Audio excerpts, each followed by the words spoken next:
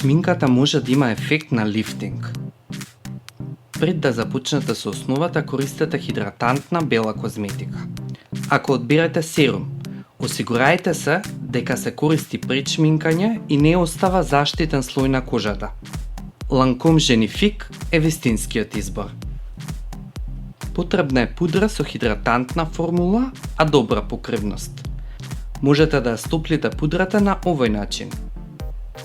Така, лицето полесно ќе ја прими пудрата.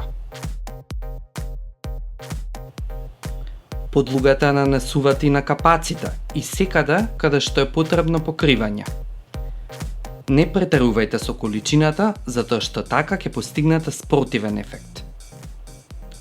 Важно е да го изедначите тенот. Внимавајте при изборот на коректорот. Крем коректорите се собираат. Затоа, одберете течен коректор и нанесете го само онаму каде што е неопходно. Јаболкниците ги обликуваме со мат камена пудра или потемна нијанса на течна пудра, што се нанесува на долната вилица, директно под коската. Не бидете многу дарежливи со пудрата во прав. Под очите е подобро да нанесете со прст, затоа што така ќе осигурате дека ставате многу малку.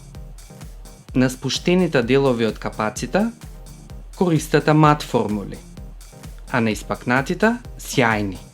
При користењето на најтемната нијанса на надворешниот агол исцртуваме со искосување нагоре во 45 степени.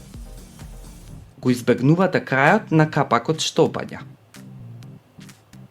Со премногу јака шминка нема да го постигнете саканиот ефект.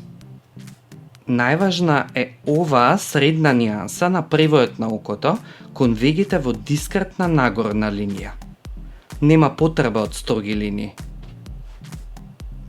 Овде може да додадете и од руменилото за да постигнете свеж изглед. Користете темна сенка и малку моливче. Добро извитканите трепки помагаат во ефектот на подмладување.